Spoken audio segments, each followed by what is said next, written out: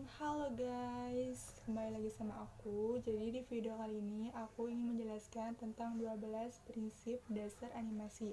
Apa sih itu animasi? Animasi adalah gambar yang bergerak yang berasal dari kumpulan berbagai objek yang disusun secara khusus sehingga bergerak sesuai alur yang sudah ditentukan pada setiap hitungan waktu.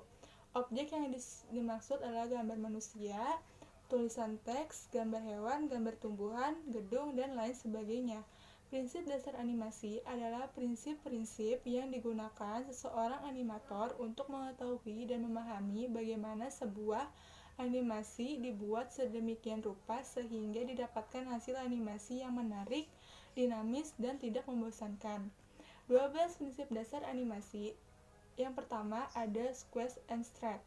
Prinsip dasar yang sangat populer ini terbilang paling penting dari 12 prinsip yang ada. Squeeze and stretch, menekan dan melentur, digunakan untuk menampilkan efek gravitasi, bobot, massa, dan fleksibilitas. Yang kedua ada anticipation atau antisipasi. Antisipasi membantu mengajak penonton agar penasaran dengan apa yang terjadi selanjutnya.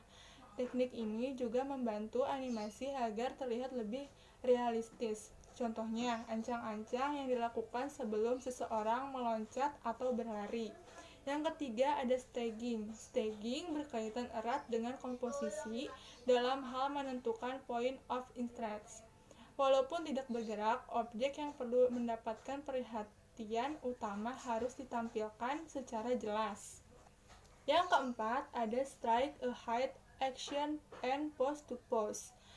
Strike ahead action and pose to pose merupakan dua teknik penyajian animasi gambar tangan yang bisa digunakan terpisah atau digabungkan.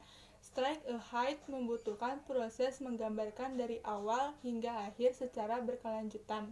Sementara pose to pose merupakan teknik menggambar frame awal dan akhir, kemudian dilanjutkan dengan mengisi frame-frame di antaranya. Yang kelima ada follow through and overlapping action. Digunakan untuk menunjukkan bahwa tidak semua bagian dari objek akan berhenti pada waktu yang sama. Yang keenam ada slow in and slow out.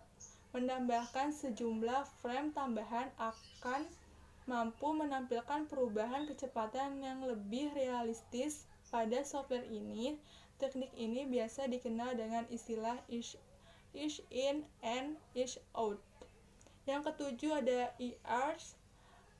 E-arts ini mengikuti hukum fisika. Pada umumnya objek membentuk kurva dalam proses pergerakannya. Hal ini biasa diterapkan untuk menampilkan pergerakan yang lebih alami dan halus.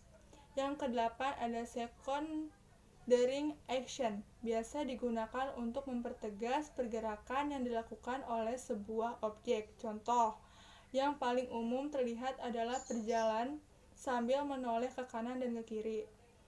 Yang kesembilan ada timing. Timing digunakan untuk mengkomunikasikan karakteristik dari objek yang bergerak. Hal ini juga berkaitan dengan hukum fisika. Sebagai contoh, proses dan kecepatan jatuhnya bola karet akan berbeda dengan jatuhnya kotak kayu.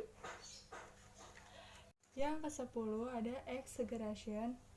Exaggeration adalah terlalu realistis pun dapat membuat animasi terlihat kaku. Untuk itu, Anda dapat menambahkan pergerakan yang dapat membuatnya terlihat lebih dinamis dan menarik.